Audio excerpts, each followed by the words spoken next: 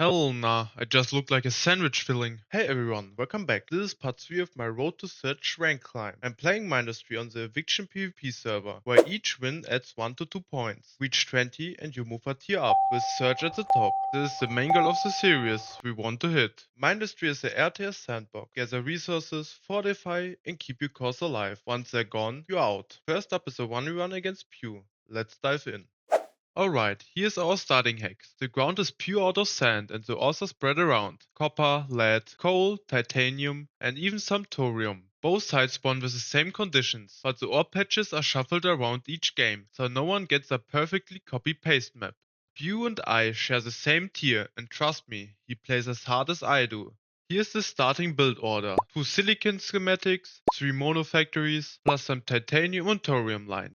Normally I build some daggers, the basic ground unit, but this hex is walled in. Air makes more sense, so we'll open with flares, even if they are a little weaker. The first core is down, and I finish my opening build order. I usually follow up with 2 silicon schematics that need 2 coal air blast drills, but I have little copper and lead. Instead I'm going for 1 silicon and 1 extra copper line to keep wheels turning. From here, there's no strict order. It becomes a matter of feeling. I watch resource flow, build factories when stocks dips, and deploy units when storage piles up. Experience is key. Understanding costs and upkeep lets you plan ahead.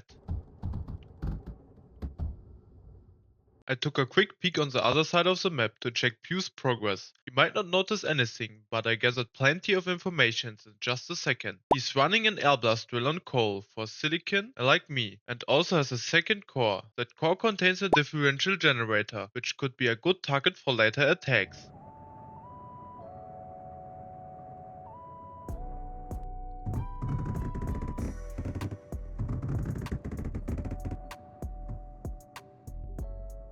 I skipped ahead a bit. My economy is stable, resources are stacking up, and I'm ready for the mid-game. I build a few polies, a support unit that speeds up construction, and start producing plastanium, the key mid-game material for upgraded factories. With the extra income, I queue up some flares to secure map control and keep pressure on Pew. You may not notice, but I fortify every core. If a core falls, the entire hex goes with it. I keep a library of defense schematics, for early bunkers to late game strongholds, and some are tough enough to be nearly unbreakable. While I was adding more silicon, flare production never stopped, so I've got a squad ready for my first strike. The plan is to hit critical infrastructure. I spotted an exposed differential generator with nothing shielding it, so every round should land clean on the target. I just dropped my self-sustaining silicon and graphite schematic with its own power, my go-to eco build because it feeds itself while pumping out both resources. While it goes up I got a moment, so I sent my flares to Pew's second core. It's still unshielded, so let's see how much damage we can land.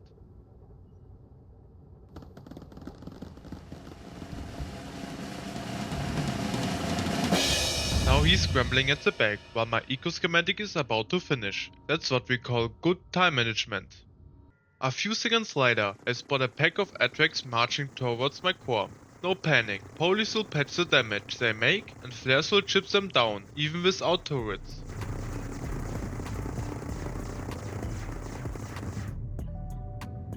Now we unlock the T3 tag, the main arsenal for most games. Most players' favorites are Zenith, Fortress and Spiroct, and the support unit Mega. I'm focusing on Fortress for the range advantage over current turrets.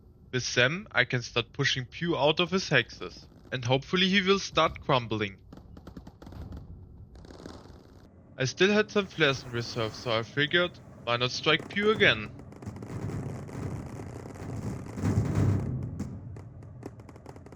Boom!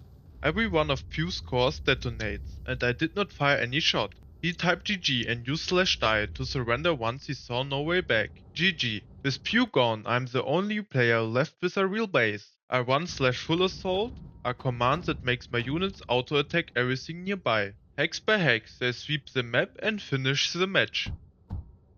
I drop a self-sustaining schematic and pump out tier 3 units. Once they're all out of line, I let them clean the map and secure the win.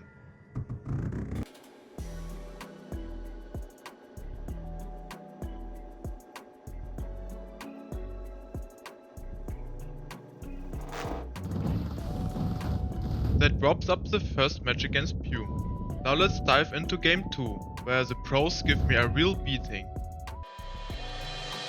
You might remember this build, it's the same from the start, so I skipped the opening build order. Let's look at the map. RZ is above me, Bra below, and Mallet on the right side. All three are pros, and 2 ranks above me, so let's see how I compete with them. If you rather skip my build-up of my economy, just jump to this timestamp on the screen, because nothing exciting happening for the next 30 minutes. Otherwise stick around as we dive into boosting my economy. My plan now is a dome rush. It's really the only way to keep pace with the pros. I want to build my all-in schematic that packs plastanium, plus fabric and search alloy. Those sit high on the tech tree, so first I need strong feet of base resources like silicon, titanium and metaglass. To speed construction, I spin up extra polys and lay down 3 silicon schematics.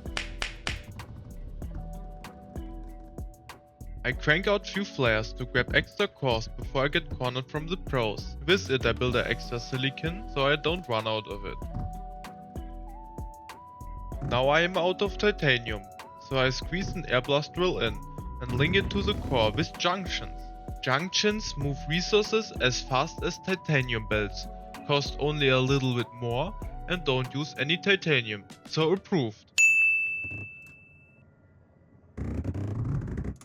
I drop the dome schematic and get it rolling, but halfway through I run out of titanium. To fix the input I add an extra drill and pump some graphite production in, because I need it for the build. Next bottleneck is thorium. The stockpile is bone dry. I mine a new vein, and after that my first dome finally goes online. I build it on that core, because it offers the most value of flare production, silicon and power. I expanded to the right because I'm boxed in by RZ and Bra. That's the only way to more cores. I'm using that space to scale higher tier resources and start pumping out the tech unit. RZ and Bra are already far ahead, so I drop my self-sustaining Zenith schematic and focus on holding the lines. Here you can see how tight I'm wedged between Bra and RZ. Both have a strong Zenith presence, and I'm just the wall in the middle, so the action will begin soon. Hell nah, I just look like a sandwich filling. I never had a situation like this any time before. I gathered a squad of Zeniths and prepared an attack on Bra after spotting an undefined core with power built in, too good to not attack.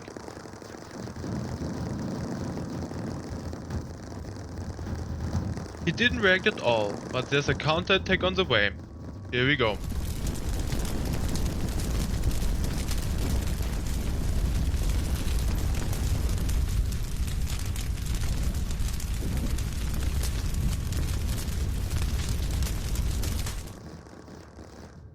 That's not all. About a minute later, RZ swoops in from the top with a swarm of Zenith. I throw everything I have at them, but the T4 unit chews through my unit like chocolate. The base starts to crumble. RZ grabs 2 of my cores on his way to Bra, splitting my territory in half. With no realistic comeback, I type /die and bow out.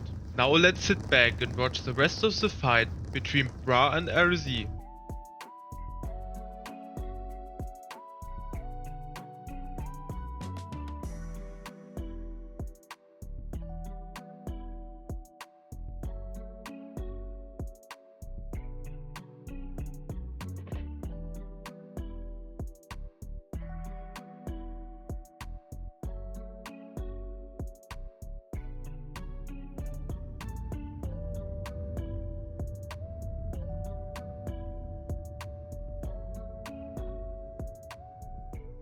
Quick recap, we took down Pew, got torn apart by RZ's Zenith Swarm, unpacked every key mistake and clutch move, and edged a bit closer to Search. Thank you for sticking around. This was my toughest project I ever tackled so far.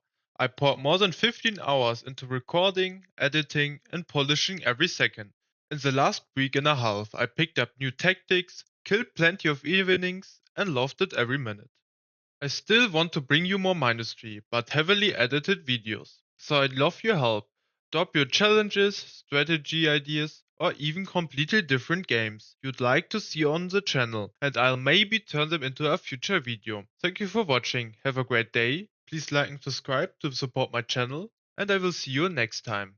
Bye.